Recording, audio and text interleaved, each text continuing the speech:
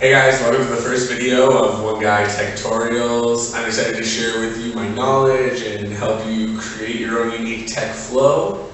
Today we're going to be going over some basic, simple concepts that are going to provide a guiding foundation. We're going to talk about some vocabulary that's important and overall just kind of dive headfirst into where we're going with all this tech. I'm going to start off by saying if there's anything that you guys are having trouble with, feel free to hit me up either in the comments or message me on Facebook or Instagram, and I'd love to help you figure out what you are not getting. Let's get started by talking about the 9-square grid. So right behind me is our grid. Like I said, it's got 9 squares. These squares are going to be where you place your hoops as you do these different patterns and as you create different flowers. We're going to be working on all these different boxes, making sure that we always are engaging them and we're leaving no box left untouched.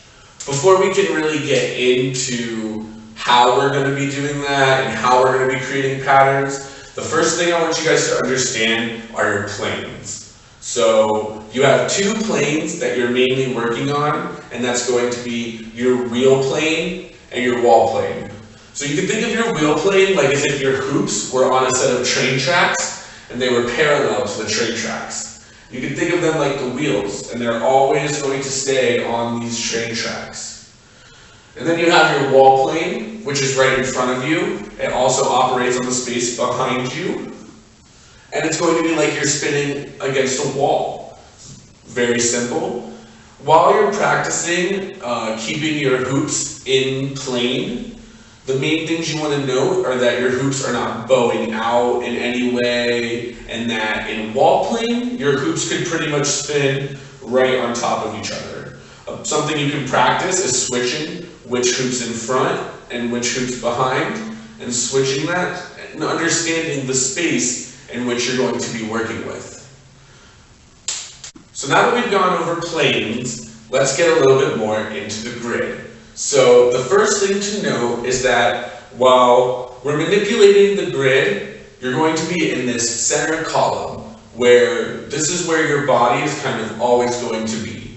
So the first step is kind of learning how to create the illusion that the hoops are always on the grid, regardless of what plane you're spinning them on. The way we do that is by drilling turning.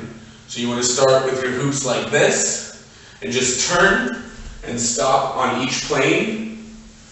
As you stop on each plane, make sure that your hoops are staying straight and parallel to the plane that you want them in. And the goal is to essentially be able to turn with freedom and always remain in this center column. Now, you can practice going either direction, practice turning back and forth, but the main thing is that you want to be able to engage these planes very easily. So as you start understanding this grid theory more, you start understanding how to keep this illusion of grid going, you're going to be able to connect a lot of sequences, a lot of techniques that you know, be able to really relate them to where they are in the grid.